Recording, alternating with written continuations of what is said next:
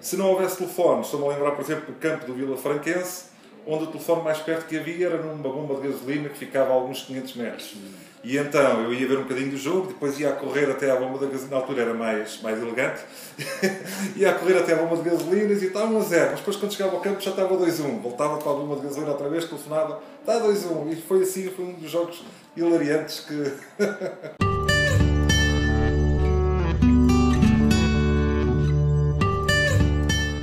Bem-vindos ao programa Adriano Filipe Convida. Hoje, mais um amigo connosco, um homem que sempre esteve ligado à comunicação social, começou por fundar com uns amigos, num sótão com muitas teias de aranha, uma rádio, a Rádio Clube de Sintra. Depois começou a escrever e ainda escreve para o Jornal Record e subiu uma corda a pulso no Jornal da Região, onde é diretor. Comigo tenho Paulo Parracho. Paulo, obrigado por teres vindo.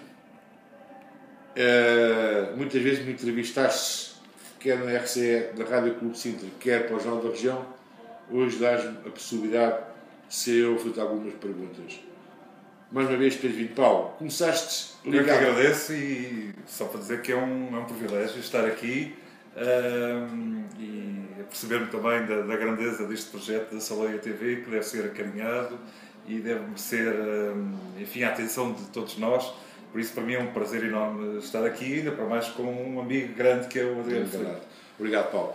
Começaste estas andanças da comunicação social no sótão do Sintrense, onde mais o Piriquito e o Crespo, é verdade, mais alguns. Em 1986. Já lá vamos a isso. É uma história muito engraçada.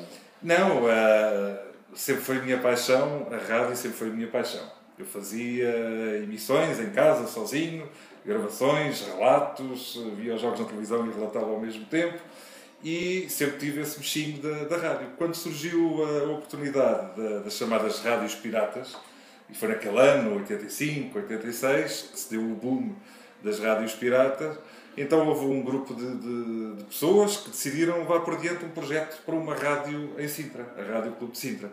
Nasceu no âmbito do Sport União Sintrense, portanto era uma secção do Sport União Sintrense e eu tive o privilégio de ser um dos fundadores da rádio, o saudoso Francisco Nunes, antigo presidente do Sport União Sintrense, era, enfim, o grande líder daquele projeto. Naquela altura a sua filha também, Maria João Almeida, e o Carlos Cruz Almeida, que um grande amigo também já faleceu e, enfim, foram eles os grandes mentores daquele projeto e eu estive sempre ao lado deles, desde a primeira hora. Lembro-me do dia 1 de dezembro de 1986, quando ligámos o emissor pela primeira vez e tivemos a primeira emissão, tínhamos sido umas emissões experimentais, mas depois tivemos a primeira emissão oficial da Rádio Clube de Sintra. Enfim, foi uma coisa de arromba, não havia memória de uma rádio só para Sintra e em Sintra, e apesar das fracas condições técnicas que tínhamos 2 giradiscos, eram mesmo discos da altura ainda não havia CD, 2 giradiscos, uma mesa de mistura, um gravadorzinho onde se punham as gravações e as entrevistas que fazíamos gravadas e um emissor de 12 watts que se ouvia ali na Elidor Salgado, na Várzea de Sintra, na Vila de Sintra, na Vila Velha já se ouvia com alguma dificuldade e em São Pedro então era mesmo com grande dificuldade que se ouvia. Mas estávamos ligados ao telefone do Sintrense e quando divulgávamos o número de telefone, agora liguem para cá, o telefone não parava de tocar, era uma audiência fantástica.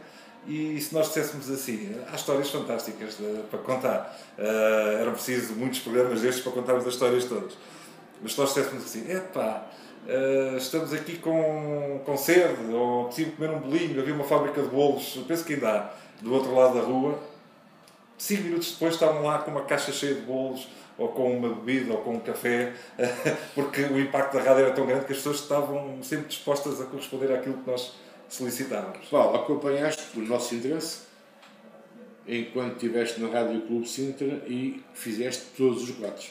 Ias no autocarro daquele que estava reservado para os excursionistas, que depois acompanhaste para a claque, e também foi um grande trabalho que tu fizeste, divulgaste muito, mas mesmo muito o nosso interesse. Leste os campos todos, mas vezes bem sucedido, outras vezes mal sucedido, por causa que nem todos estavam na gente, nem desse interesse, claro. Mas foi um grande trabalho que tu fizeste. E naquela altura não havia não havia telemóveis. Isto parece que estamos a falar do século passado, é um facto. Não havia telemóveis. Então o que é que acontecia? Se houvesse boa vontade dos clubes que nós visitávamos em ceder a linha telefónica, levava um grande rolo de fio com 50 metros, puxávamos fio, instalávamos às vezes no topo da bancada, à chuva, ao sol, o que quer que fosse, e lá fazíamos o relato. Se não houvesse telefone, estou-me a lembrar, por exemplo, do campo do Vila Franquense, onde o telefone mais perto que havia era numa bomba de gasolina que ficava a alguns 500 metros. E então eu ia ver um bocadinho do jogo, depois ia a correr até à bomba de gasolina, na altura era mais elegante, ia a correr até à bomba de gasolinas e estava 1-0, mas depois quando chegava ao campo já estava 2-1, voltava para a bomba de gasolina outra vez, telefonava, está 2-1, e foi assim, foi um dos jogos hilariantes que... Não, mas foi, o Paulo também tem, para o Sintrense tem feito, sei lá, tudo e mais alguma coisa.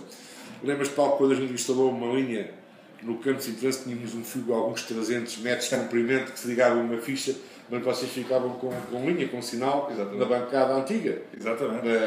Quando o campo era ao contrário, não é?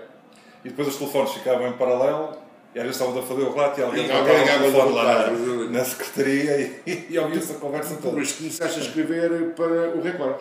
Sim, quer dizer, antes disso ainda escrevi para outros jornais, o próprio Jornal de Sintra, o Sintra Ilustrado, também do saudoso Fernando Mateus. Ainda colaborei também com a Voz Terceira, isso mesmo no início, não é? E depois entrei para o Record, para o Jornal da Capital, estive mesmo a trabalhar no Jornal da Capital. Em termos de rádio fiz depois, para além do curso que fiz, a parte de estágio prático do curso foi na Antena 1, na altura que chamava-se mesmo Antena 1, RDP Antena 1.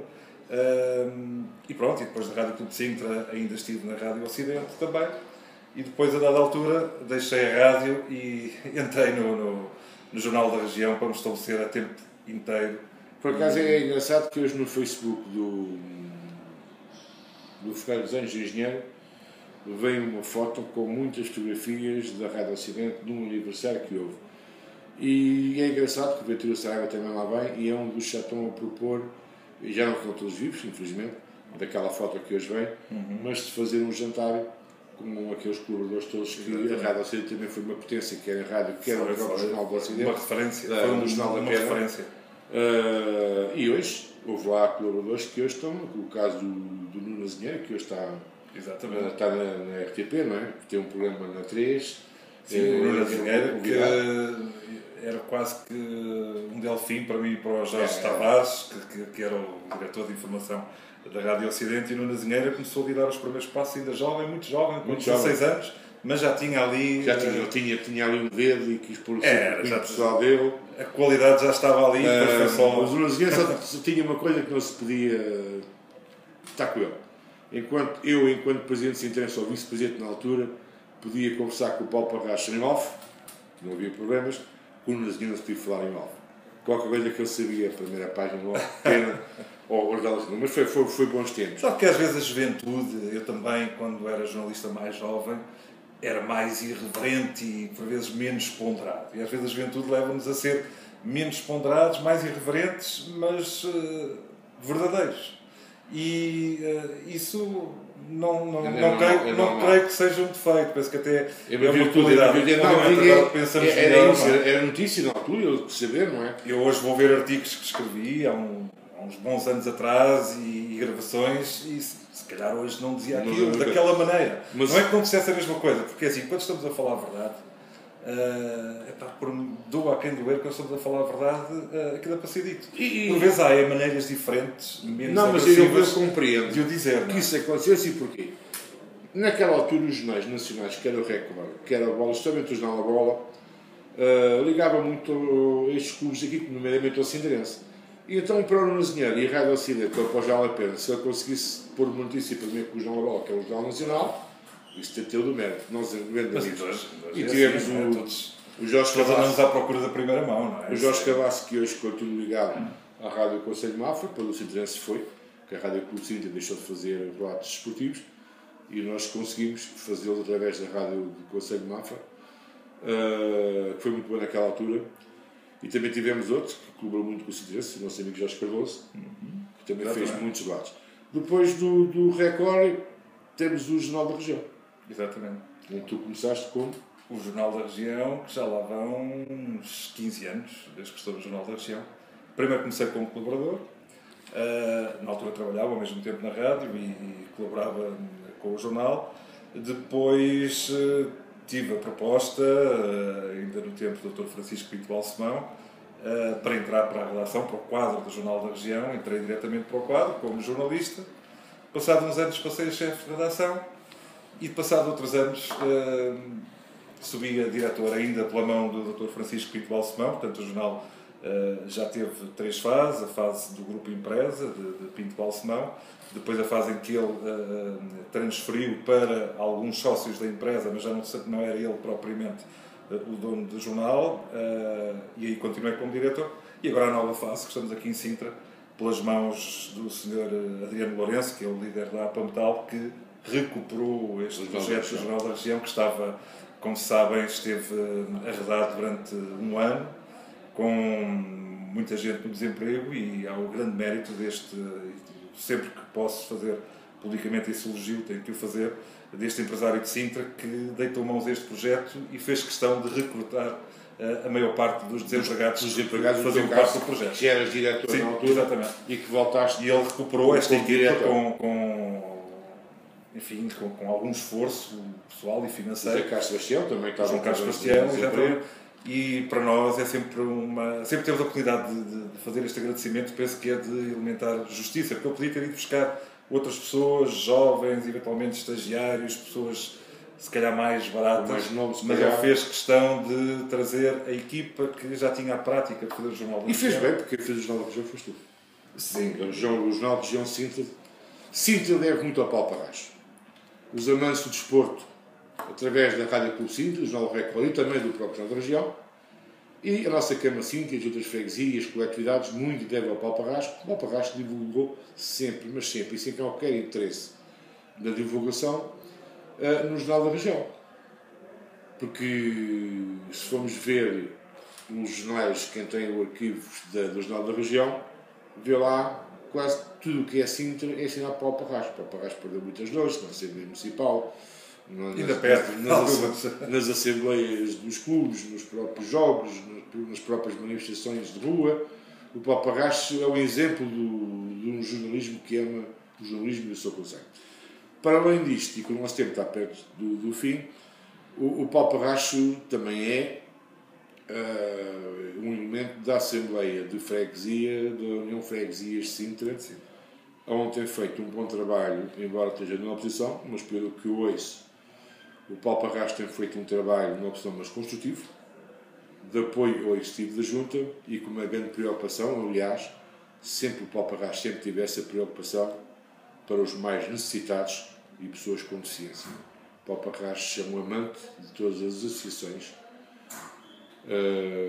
que têm ou acolhem pessoas com deficiência ou que se dedicam a pessoas com deficiência. Desde o escrever, desde o participar, o Paulo Parracho tem um grande mérito nisso. Não é verdade, Paulo? Ficava mal a fazer um elogio em causa própria. Obviamente que eu tento fazer esse trabalho de voluntariado. Integro desde há alguns anos a direção do CSD Mira Sintra, que é a maior instituição de apoio a pessoas com deficiência do país. Tenho a minha filha lá desde os 6 anos e, como pai, integro então a direção, que é composta por técnicos e por pais. A nível de voluntariado, também estou agora ligado ao núcleo de voluntariado do Rotary Clube de Sintra, que fazemos várias ações de solidariedade junto de várias instituições do Conselho de Sintra. Sim. E em termos de Assembleia de Freguesia, aquilo que eu me propus-me ser candidato a Presidente de Junta.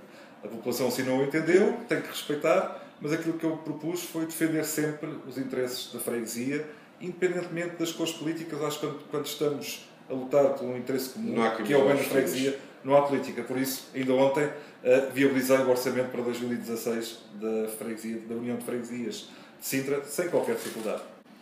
Paulo, chegamos ao fim da nossa missão. É um prazer, foi um prazer ter comigo. Quero desejar as maiores felicidades profissionais e pessoais para ti, para a tua mulher, para o teu filho, para todos os teus. Um bom Natal para ti e para todos.